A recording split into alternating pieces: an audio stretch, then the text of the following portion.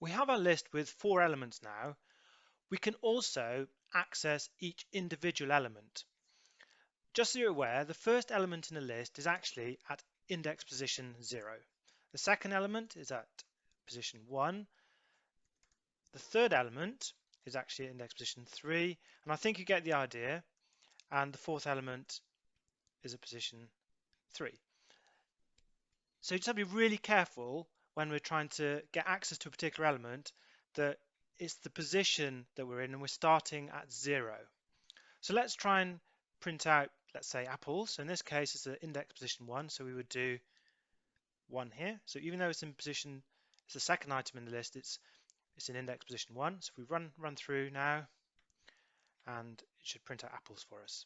Similarly, if we want to print out lemons, we just put index position 3, and we can do that like that. Now, supposing we've created our list, but we've forgot an item. We want to put an item in the middle of that list in position 2. Well, what we can do is we can use the insert method in this case. So we're going to do fruit.insert, and in position 2 now we're going to add in grapes. And we're just going to print that list out again. So if actually the best thing to do is just do this. And then if I save that and run it. So you can see now in position 2 we've added grapes.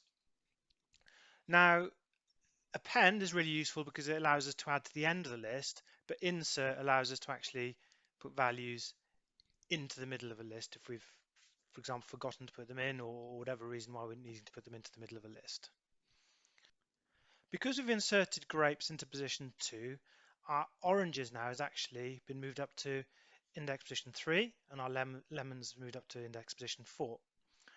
So as well as inserting values, we can also remove values from a list, and there are 2 ways of doing this. So the first method uses remove for this. So remove, and then it's the name of the item that we want to remove. So in this case, we're going to remove oranges.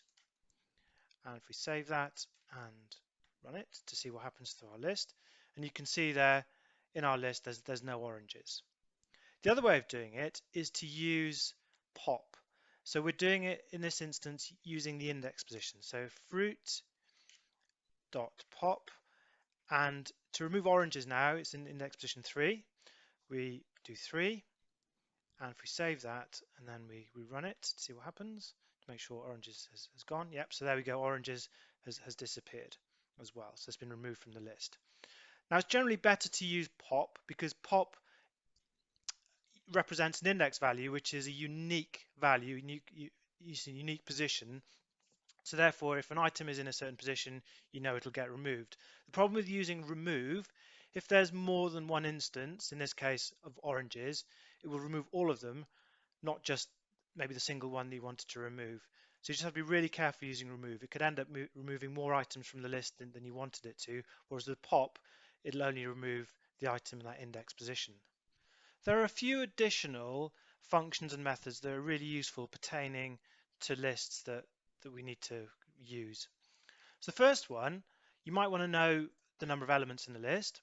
Well, we can use the len function for that. So if we do print and then len, and then inside len we just do the name of our list. Now in this case we've added 5 items, 4 using append, 1 using assert, and then we've removed an item, so we should have 4 items in our list when we come to print that out. So let's run that, make sure that's the case. So yes, it is. So we've got 4 items. So len is really useful. Another useful method is the sorting method that allows us to sort a list, well in this case alphabetically. So if we do fruit dot sort, open bracket, and then if we do print fruit, now that list now will be sorted. Let's go to that. So there we go, A, B, G, L. So that's in alphabetical order.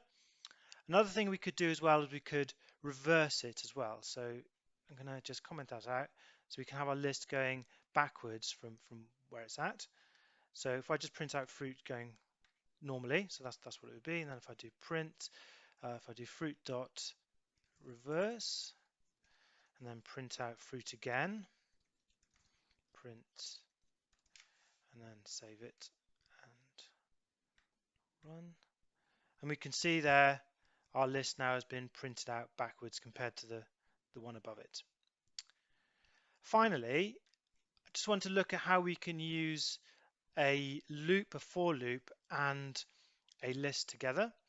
So if we have for I in range, and we know the length of the list is 4, so I'm going to put 4 in there, and if I do that, and then if I do print, so we could do any kind of manipulation now with our elements of the list. We're just going to print it out just for simplicity. So fruit, and then going to do fruit I. So what this will do, it'll go through each element in the list and just simply print it out.